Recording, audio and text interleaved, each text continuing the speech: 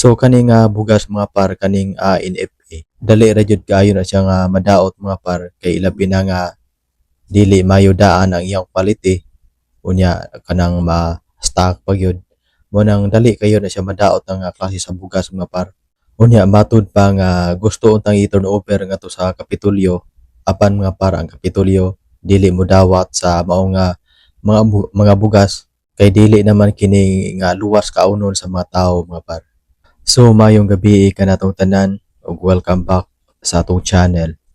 Ug daghan kayong salamat mga par sa inyong pagsuporta ug sa ko ang mga viewers nga wala pa naka-subscribe. Palihog ko og subscribe nga par kay para ma-update mo sa atong mga i-upload nga mga video reaction. So karon mga par dul-an ka 400 ka sako nga bugas humay nga nadaot ug dili na pwede ug dili na luwas nga kaunon sa mga tawo. Og nadiskubre kini mga par didto sa dakong bodega sa Mandawi og napamatud-an mga par nga ang maong mga bugas ay panahon pa day kini sa administrasyon ni former Gobernador Gwen Garcia. Ug kaning mga bugas mga par sobra kini sa gibaligya sa Sugbo Barato Merkado ug wala ni mahurot og kahalin mga par kay tungod gipili ra man gud ang gibaligyaan sa maong mga bugas ug wala kini mahurot og kahalin o gidam-ok lang sa bodega ngadto sa Mandawi.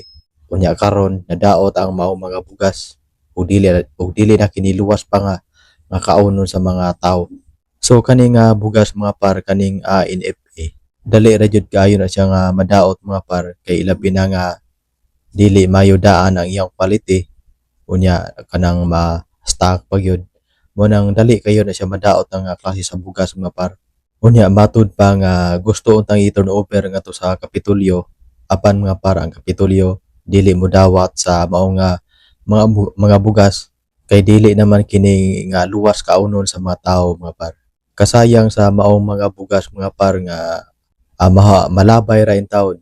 Unya na in taon tay mga kaigsuonan nato nga halos nga wala na gikaon pero ang mga bugas kipangtaguan lang ug nagadaot ra ang mga bugas mga par ug grabe kasayang ug kanang mga bugas mo mga par kung gipanghatag pa lang unta na dili na dili na masayang. Daghan pa unta ang maka benepisyo ana, daghan pa unta ang makakaon anang mga bugas mga par kung gipanghatag pa lang unta na. Unya karon kay dul-an 400 ka sako man ang mga par. Unya kasayang ana nga mao nga mga bugas. Kay ug wala pa lang unta na taguin ang mga bugasa kung gipanghatag pa lang unta na sa mga pobre. Daghan unta kayo mga pobre nga malipay anang bugasa mga parbisan NFA rang na. Pero kung ihatag na nato sa mga pobre, malipay na ang mga pobre ni ana mga par. Unya karon nasayang lang na ang mga bugas. Sayang kanugon sa kwarta sa gobyerno nga gipalit anang mga bugasa. Unya ilabay lang.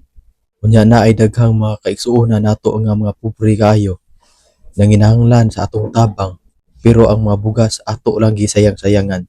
Ang mga ubang politiko mga par dili man gud sila sayangan ana nga mga bugas mga par kay dili man na ilahang kwarta gipalit ana. Kwarta man na sa katawhan mao nang dili sila sayangan ana. Nya kanaro saon man naron nga kadaghanan ng dulaan ka 400 ka sako ug gipanghatag pa lang unta na daghan kayong mga pobre ang nalipay. So daghan kayong salamat mga par sa inyong pagsuporta sa akong channel. And then palihog ko og subscribe nga par kay para ma-update mo sa atong mga i-upload nga mga video reaction.